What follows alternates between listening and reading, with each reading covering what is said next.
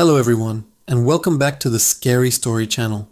Tonight I have a tale for you that will make you question every window you look through, every reflection you see. It's a story about a man named Alex, and a discovery that shattered his reality. Alex had just moved into an old Victorian house on the outskirts of town. He was a writer, and the quiet, isolated location seemed perfect for his work. The house was a fixer-upper, filled with quirks and forgotten treasures. One of these was a large, ornate mirror in the study. It had a heavy, dark wood frame, intricately carved with vines and strange, unsettling faces. The previous owners had left it behind, saying it was too heavy to move. For the first few weeks, Alex was happy. The words flowed, and the house felt like a sanctuary. But soon, he started noticing odd things about the mirror. Sometimes when he glanced at it, he thought he saw movement in the reflection, a shadow flitting by in the corner of his eye, a piece of furniture slightly out of place. He'd turn around and everything in the room would be normal. He chalked it up to fatigue, the long hours of writing playing tricks on his mind. One evening, while working late, he looked up and saw his own reflection staring back at him. But something was wrong. His reflection wasn't just sitting there, it was smiling. A wide, unnatural smile that didn't reach its eyes. Alex froze, his heart pounding in his chest. He hadn't moved his own mouth. He watched, mesmerized with fear, as the reflection slowly raised a hand and waved. Alex's own hands were flat on the desk. He blinked hard, and when he opened his eyes, his reflection was back to normal, mimicking his own terrified expression. He tried to ignore it, to convince himself he was hallucinating. He even covered the mirror with a sheet. But his curiosity, a writer's curse, wouldn't let him be. The next day, he pulled the sheet off. The room reflected in the mirror was his study, but subtly different. The books on his shelves were arranged in a different order. A coffee mug he'd left on his desk was missing. It was his room, but not his room. It was a near-perfect copy. Night after night, Alex found himself drawn to the mirror, like a moth to a flame. He'd sit and watch, documenting the small changes. The reflected world seemed to have a life of its own. He saw a version of himself, his other, moving around in that mirrored room. This other Alex looked just like him but acted differently. He was more confident, more sinister.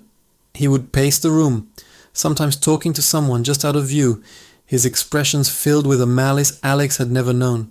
One night, the other Alex did something that turned Alex's blood to ice.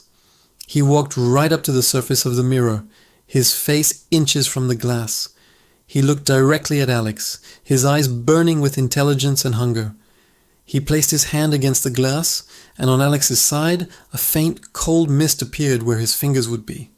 The other Alex spoke, but no sound came through. Alex could read his lips, though. 2 words, "Let me." Panic set in. Alex knew this wasn't just a reflection. It was a window to another place, another reality, and something on the other side wanted to cross over. He tried to get rid of the mirror. He called movers, but they all had excuses. Their trucks broke down, they got lost, they suddenly had family emergencies.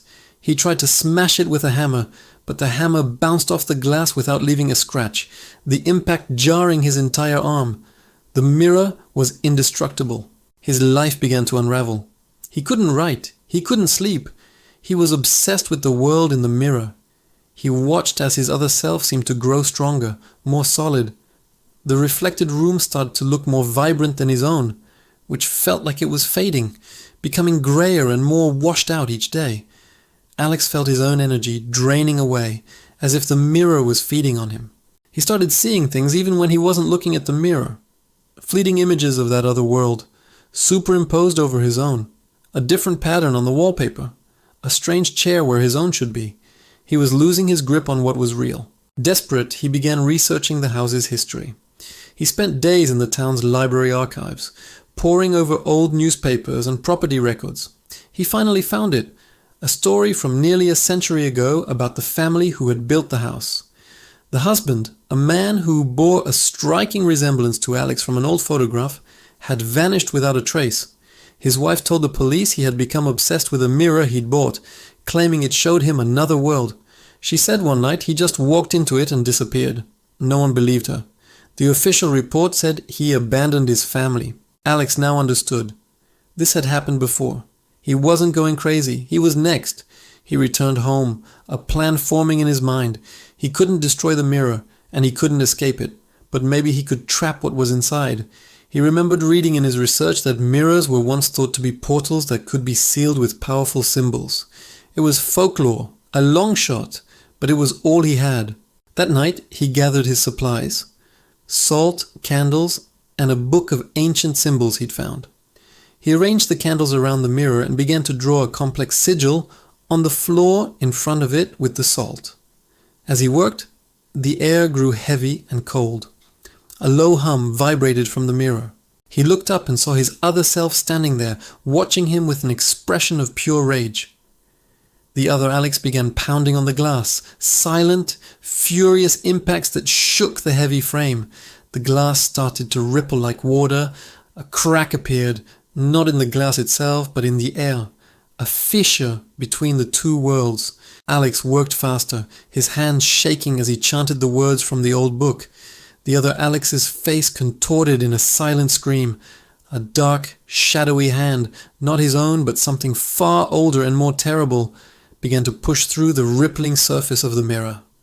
It reached for him, long twisted fingers unfurling in the air of his study.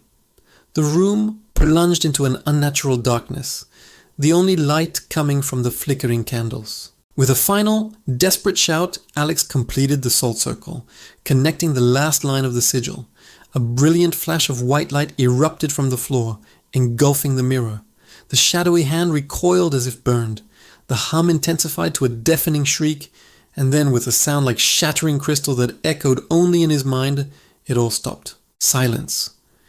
The air in the room was still, the coldness gone. Alex, trembling and exhausted, looked at the mirror. It was just a mirror now. His own reflection, pale and terrified, stared back. There was no one else there. The other world was gone. The window was closed. Alex sold the house the following week, leaving the mirror exactly where he found it, but not before carving the same protective sigil from the book into the back of its wooden frame. He never told the new owners why. Sometimes, even now, in his new modern apartment, he avoids looking at his reflection for too long. He's afraid that one day he might see it smile back at him. He knows that some doors are not meant to be opened, and some windows are best left looking into our own world, and our world alone. Thanks for listening to tonight's story. I hope it gave you a good scare. If you enjoyed it, please hit that like button and don't forget to subscribe and turn on notifications so you don't miss our next descent into the dark. Until next time, stay safe and maybe cover your mirrors.